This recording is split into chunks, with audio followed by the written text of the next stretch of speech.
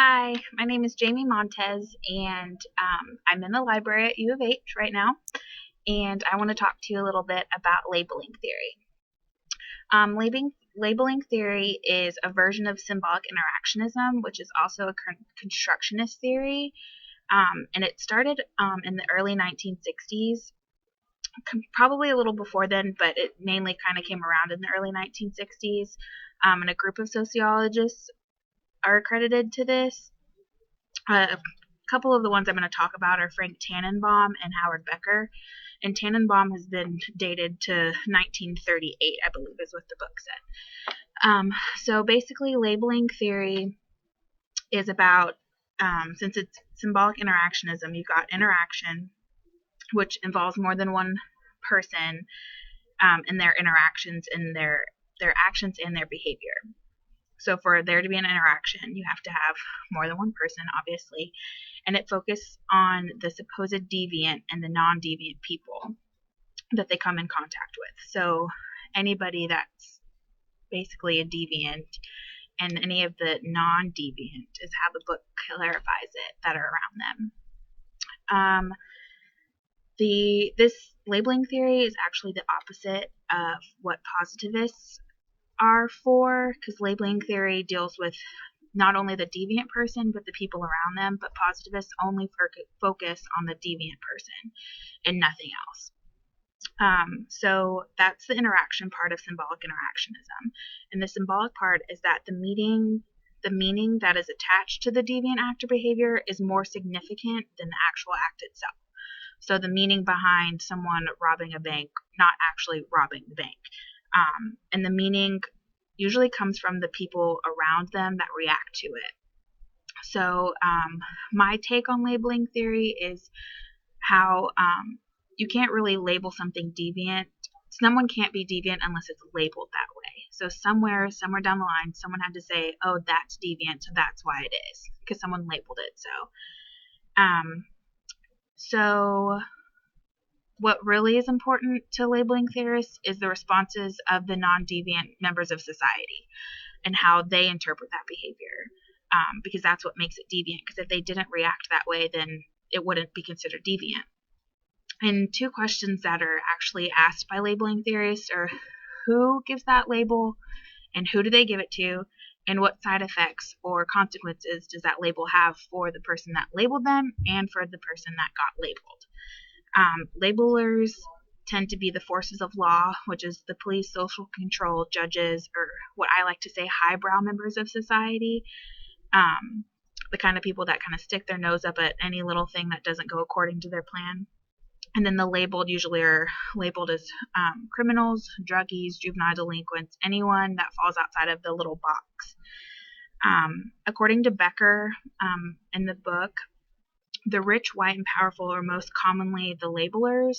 They're the most common people that will pick out and point the labels. And the people that are being labeled are the poor, black, and the powerless. And those are the people that are more likely to be arrested, even if the rich, white, and powerful perform the same act as the poor, black, and powerless. The poor, black, and powerless are going to be arrested more likely than the white people. Tannenbaum goes into the primary and secondary aspects of deviation. So the primary is when the child conceives this behavior as innocent, but the adult says it's deviant. And the secondary is when both the child and the adult say that it's deviant. But labeling theorists kind of focus on the transition from the primary to the secondary. And so that's basically saying that, and also kind of what goes along with labeling theory is that once the person believes that they're kind of conforms to their label, like they've been pointed out such a way that they're going to start acting that way and become that way. So that's kind of the consequences of being labeled, is that once you start seeing yourself as deviant, you act according to your deviance. You just say, oh, well, they already think I'm this, I'm going to continue acting that way. Kind of the evaluation of labeling theory is that this theory kind of suggests that powerful people can't be deviant, because normally when they commit deviant acts, it's in secret, and you can't be labeled deviant if there's no one around to see that you're being the deviant. And there's also not enough substantial research to back up that once someone's deviant, that label continues to make them be further deviant, I believe. So the research kind of stops at it was labeled, but does that label continue to progress and they become more deviant, or kind of what happens? And also, kind of a different side is some people don't accept their label. They'll reject it and they'll act towards it like, oh, you can call me a prostitute, you can call me a hoe, but that doesn't mean I'm going to act that way, or you can call me that all day long, but that doesn't mean that's who I am. So they always have the potential to reject that label. I chose this mainly because I'm very big on not pinpointing someone and putting them in this little box, because there's so many different walks people go through, and just because someone's a certain way doesn't mean that everyone should label them as such. I guess I could be considered a labeler sometimes, because even reading the book, you can see that someone acting up in a restaurant, I think I talked about this, a mentally challenged kid was acting up in a restaurant. Everyone around him was labeling him as a noisemaker. He was making a ruckus and kind of looking down on him, when in turn it's not his fault that was his life, that he was mentally challenged.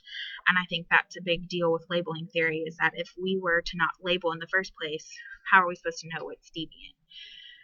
So I hope you learned a little bit about labeling theory. I know it's kind of jumbled in there, but so the main things are the interaction is more than one person, that there's always a meaning behind the action, not the action itself, and that there's not only consequences for the labelers, but there's also consequences for the labeled. So even though you're labeling someone that way, there's also consequences for you. Sometimes they're positive because you kind of can control your social stability that way, but there's also negative consequences, as no one wants to act a certain way around you because you're going to pinpoint them because they don't fit in their box. So hope you learned something. Thanks.